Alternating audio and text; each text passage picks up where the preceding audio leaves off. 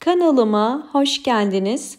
Bugün sizlere orkide yaprak bakımı nasıl olmalı ve nasıl temizlenmesi gerekiyor? Bununla ilgili sizlere önemli bilgiler paylaşacağım. Özellikle orkidelerinizin yaprak temizliğini mutlaka düzenli aralıklarla yapmanız gerekiyor. Orkidelerde özellikle oluşabilecek bir takım hastalıklar ya da böceklenme durumu orkidenin bütün genel yapısını engeller. Eğer orkide yaprakları sağlıklı değilse orkideler sağlıklı kökler ve çiçek dalları çıkaramaz. Bu yüzden orkidelerinizin genel durumunu anlamak istiyorsanız önce yapraklarına bakmanız gerekiyor. Bugün sizlere özellikle orkidenizin daha fazla sağlıklı olabilmesi için, sağlıklı kökler çıkarabilmesi için ve bol bol yeni çiçekler çıkarıp canlı, sert ve yeşil yapraklara sahip olabilmesi için önemli 3 püf noktadan bahsedeceğim ve sizlere önemli bir yöntem göstereceğim. Hemen sizlere bugün orkide bakımında kullanacağımız yöntemi de göstermek istiyorum. Evet, bunun için hemen bir kase dolusu su doldurdum.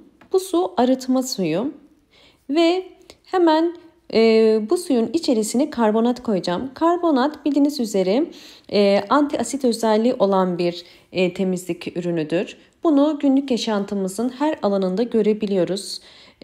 Bunun için kullanacağım yaprak temizliğinde sadece 1 çay kaşığı kadar dolduruyorum bakın. 1 çay kaşığı dolusu karbonatı bir kase suyun içerisine, yani 200 milim su olarak düşünebilirsiniz.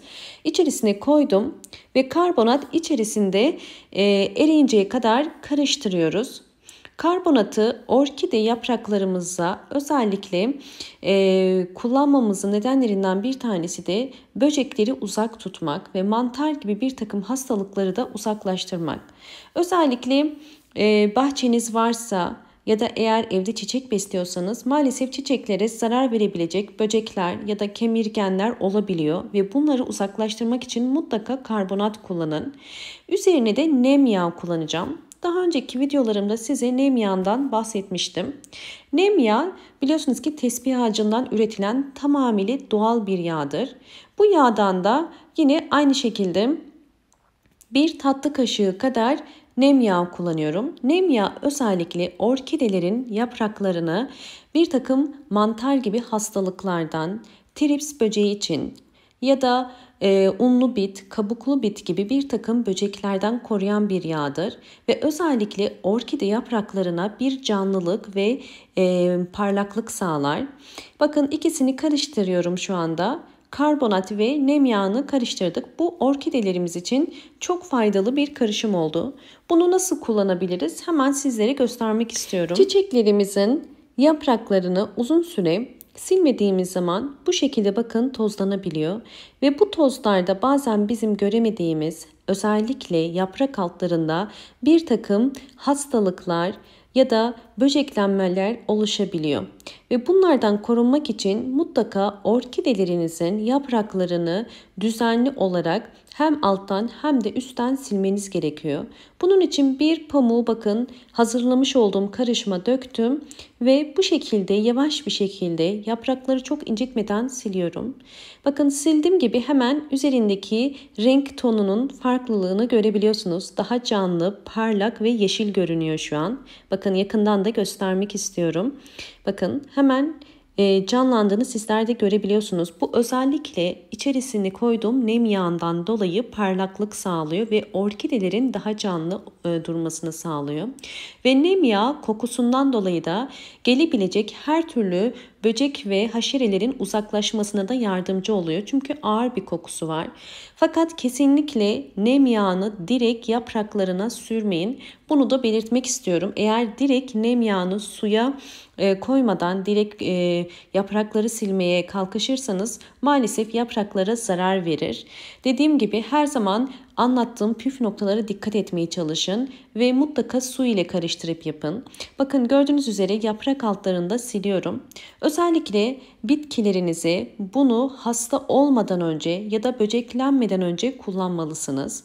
Eğer Bizler bu tarz karışımları böceklendikten sonra, ileri seviyede hastalandıktan sonra kullanırsak maalesef istediğimiz sonucu elde edemiyoruz. Çünkü bunlar tamamıyla doğal yöntemlerdir. Ve bu tarz doğal yöntemler bizim orkidelerimize düzenli olarak kullandığımız zaman hem böceklenmesine karşı hem küf hem mantar hastalığına karşı korunmuş oluyoruz. Ve bu tarz problemlerle karşılaşmamış oluyoruz. Sizler de mutlaka hem unlu bit, hem kabuklu bit, hem mantar, hem de trips gibi böceklerden, hastalıklardan korunmak istiyorsanız bu yapmış olduğum karışımı uygulayın. Bakın gördüğünüz gibi orkidem yeniden canlandı ve şu anda çok canlı ve parlak gözüküyor. Özellikle orkide yapraklarına bizler bakarak orkidemizin sağlıklı olup olmadığını da anlayabiliyoruz.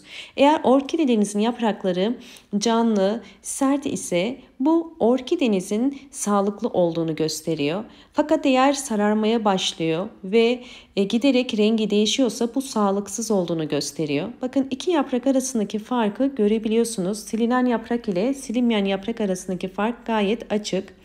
Bu yüzden bu karışımı mutlaka kullanıp orkidelerinizde oluşabilecek her türlü hastalıktan korumaya çalışın. Orkideleri bu şekilde sildikten sonra yapmanız gereken ikinci püf nokta ise orkidelerinizi mutlaka pencereyi üstten açarak havalandırmanız gerekiyor. Her yaprak temizliği ya da sulama sonrasında orkidelerde önemli olan püf nokta orkidelerin havalandırılması.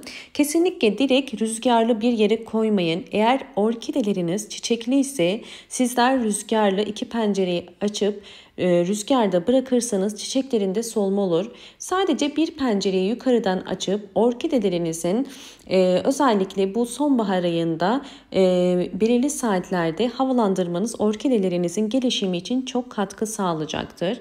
Yine üçüncü püf nokta ise orkidelerde yaprakların canlı, sert olması ve yeni yapraklar çıkarmasının yine en önemli püf noktalarından bir tanesi kesinlikle orkide yapraklarının bol ışık alması.